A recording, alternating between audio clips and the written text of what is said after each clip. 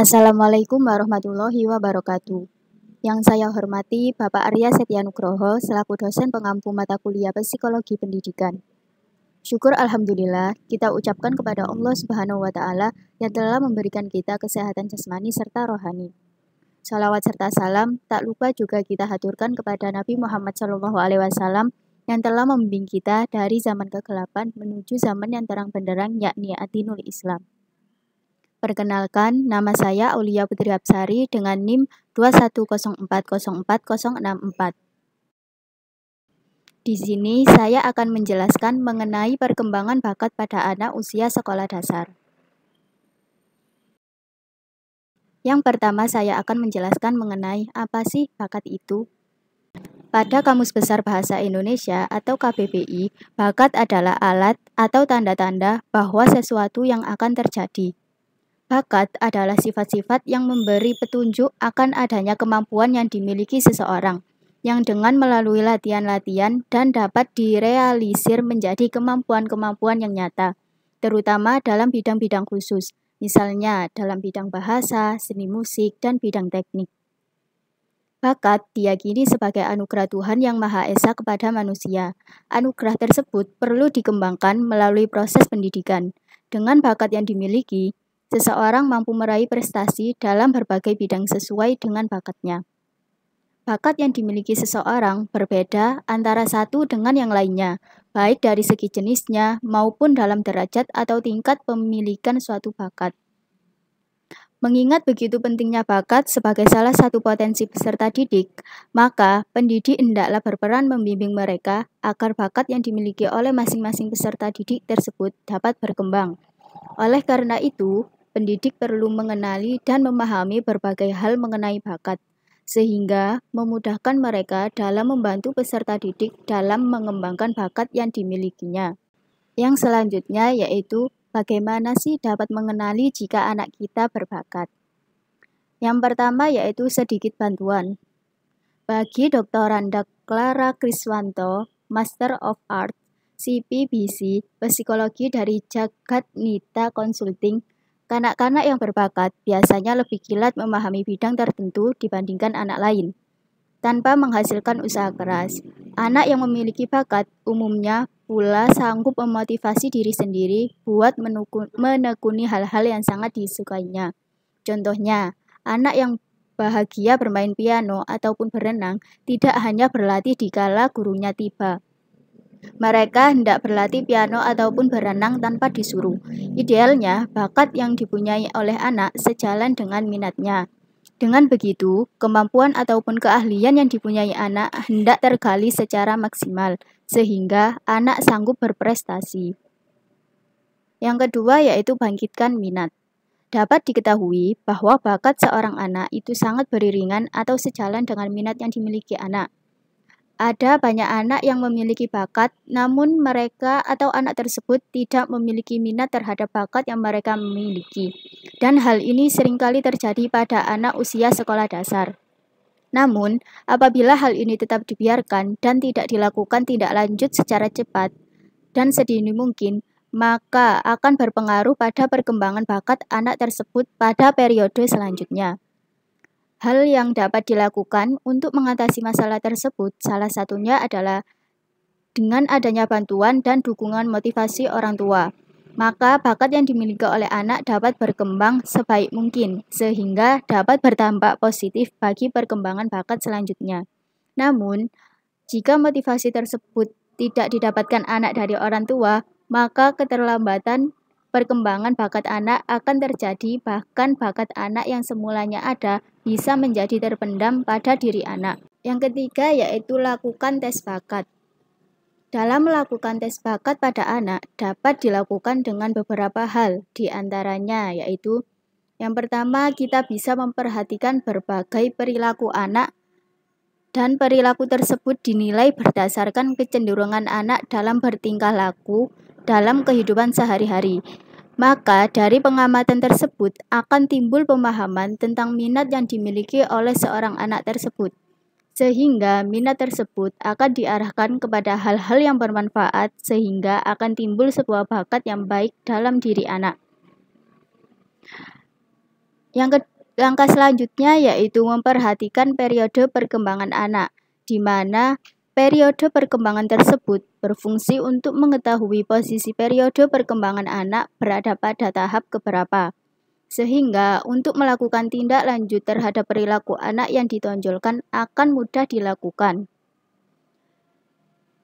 Tes yang selanjutnya yaitu anak dapat diberikan rangsangan yang baik agar minat serta bakat yang dimiliki oleh anak dapat muncul ke permukaan atau bakat tersebut dapat berkembang, di mana hal itu dapat dilakukan dengan menyediakan wadah bagi anak untuk menyalurkan minat serta bakat yang dimilikinya.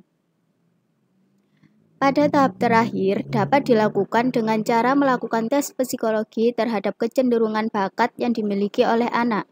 Biasanya, tes ini bisa dan dapat dilakukan jika anak sudah menginjak usia 7 tahun atau menginjak usia sekolah. Karena pada usia sekolah tersebut, bakat anak akan dapat diidentifikasi. Yang keempat yaitu pahami perkembangan anak. Menurut Dr. Randa Clara Kriswanto, Master of Art CPBC, mengemukakan bahwa ada beberapa hal yang harus diperhatikan oleh orang tua dalam memberikan bimbingan atau les kepada anaknya. Yang pertama yaitu les yang dilakukan atau yang dilaksanakan merupakan upaya pengenalan kepada anak, bukan dijadikan sebagai target pencapaian tertentu. Yang kedua yaitu pemberian les yang baik itu adalah les yang diberikan oleh orang yang memiliki kemampuan dan ahli pada bidangnya, serta mereka paham terhadap perkembangan anak yang mereka ajar. Hal itu dimaksudkan untuk menghindari kecelakaan pada saat memasukkan anak pada tempat les. Yang ketiga yaitu pada saat memasukkan anak ke dalam sebuah les, maka orang tua harus mempertimbangkan apakah kegiatan les yang akan diberikan tersebut akan menyita seluruh waktu bermain anak atau tidak. Jika seluruh waktu bermain anak akan tersita dengan jadwal les yang ada, maka orang tua dapat mengurangi jam les anak tersebut sehingga tidak menghilangkan jam bermain untuk anak. Karena yang kita ketahui bahwa anak membutuhkan waktu bermain agar perkembangan pada diri anak dapat berjalan dengan optimal. Yang keempat, yaitu hal yang terpenting harus juga diperhatikan oleh orang tua adalah jangan sampai kita memaksakan kehendak kita kepada anak. Karena yang harus diperhatikan di sini adalah arah minat anak itu mau kemana. Yang kelima yaitu perhatikan setiap perkembangan yang dialami oleh anak. Hal ini berguna untuk mengetahui setiap progres yang dialami oleh anak. Yang keenam, dalam mengembangkan bakat anak, jangan hanya berpatokan pada satu aspek perkembangan saja, tetapi kembangkan semua aspek pada diri anak yang dapat dikembangkan, sehingga anak akan kaya akan berbagai kemampuan dan perkembangan dalam diri anak juga akan berjalan secara optimal. Ada beberapa hal yang dapat kita jadikan sebagai acuan dalam mengembangkan bakat anak. Di antaranya yaitu yang pertama perhatian. Anak adalah makhluk yang sangat unik. Oleh karena itu, setiap anak perlu diperhatikan dan dipahami berkaitan dengan minat serta bakat yang dimilikinya. Perhatikanlah setiap tingkah laku atau perilaku anak yang menonjol dan nilailah di mana kecenderungan minat seorang anak serta kecenderungan bakat yang dimiliki oleh anak tersebut. Yang kedua yaitu motivasi. Bimbinglah anak dalam membangkitkan semangatnya atau rangsanglah anak untuk memantapkan hati dan pikirannya terhadap kepercayaan diri serta minat maupun bakat yang dimilikinya tersebut. Merupakan suatu yang sangat luar biasa hebat. Dan dengan latihan secara giat, maka anak akan mencapai kesuksesan apabila anak tersebut bersungguh-sungguh. Yang ketiga yaitu dukungan. Pemberian dukungan oleh orang lain ataupun dari orang tua merupakan hal yang sangat penting dan sangat diharapkan oleh anak dalam perkembangan bakat serta minat yang dimilikinya. Dengan adanya dukungan dan motivasi dari orang lain ataupun orang tua, anak akan berpacu untuk menjadi terbaik dan akan terus berlatih dengan giat. Sehingga berbagai kesulitan yang nantinya dialami oleh anak akan dapat terasa ringan dengan adanya bantuan atau dukungan dari orang terdekatnya, sehingga bakat dan minat anak tersebut dapat berkembang dengan baik. Yang keempat yaitu pengetahuan. Berilah anak pemahaman tentang berbagai pengetahuan beserta wawasan yang berhubungan dengan kecenderungan minat dan bakat anak tersebut. Yang kelima yaitu latihan. Melakukan latihan dengan waktu yang telah ditentukan dan teratur, maka bakat serta minat yang dimiliki oleh anak akan lebih baik.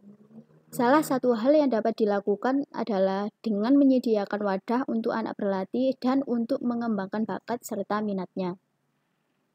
Yang keenam yaitu penghargaan. Pemberian penghargaan kepada pencapaian seorang anak tidak harus berupa hadiah mewah atau barang-barang mahal lainnya, tetapi bisa dilakukan dengan hanya memberikan pujian terhadap setiap usaha yang telah dilakukan oleh anak terhadap hal yang menjadi minat dan bakatnya. Yang ketujuh yaitu sarana. Ketersediaan sarana yang memadai akan dapat menjadi faktor terpenting dalam mengembangkan bakat anak. Dengan adanya sarana yang lengkap, maka tidak menutup kemungkinan bakat serta minat anak dapat dikembangkan dengan baik. Yang selanjutnya yaitu lingkungan. Lingkungan tempat tinggal anak merupakan hal yang sangat mempengaruhi arah serta minat anak. Oleh karena itu, kita harus memperhatikan lingkungan anak berada.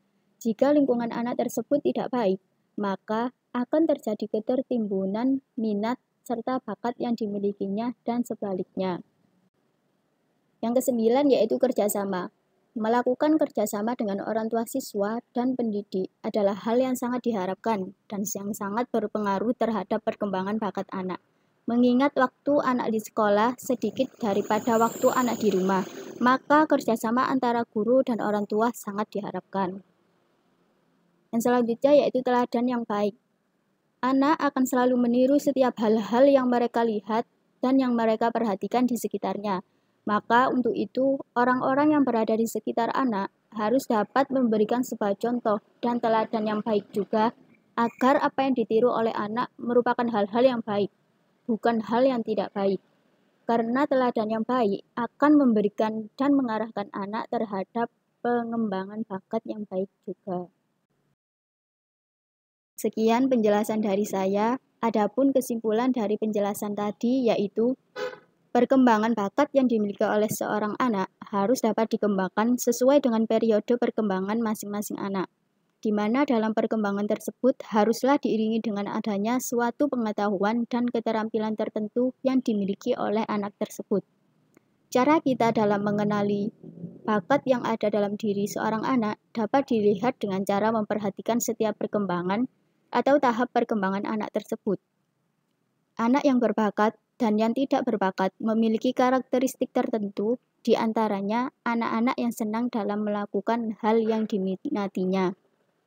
Anak tersebut juga dapat memiliki konsentrasi yang baik terhadap apa yang disenanginya dan memiliki kemampuan yang baik pada bidang yang disenanginya dibandingkan dengan teman-teman yang lainnya. Ada beberapa hal yang harus dijadikan perhatian bagi kita dalam mengembangkan bakat seorang anak. Di antaranya adalah kita harus memiliki perhatian yang lebih, melakukan dorongan atau motivasi diri anak, memberikan pengetahuan yang baik pada anak, memberikan wadah bagi anak untuk berlatih dan mengasah minat serta bakat yang dimilikinya, serta fasilitas yang memadai juga merupakan hal yang tak kalah penting yang harus kita berikan dan penuhi untuk perkembangan bakat anak. Saya mohon maaf apabila ada salah kata atau ucapan. Wassalamualaikum warahmatullahi wabarakatuh.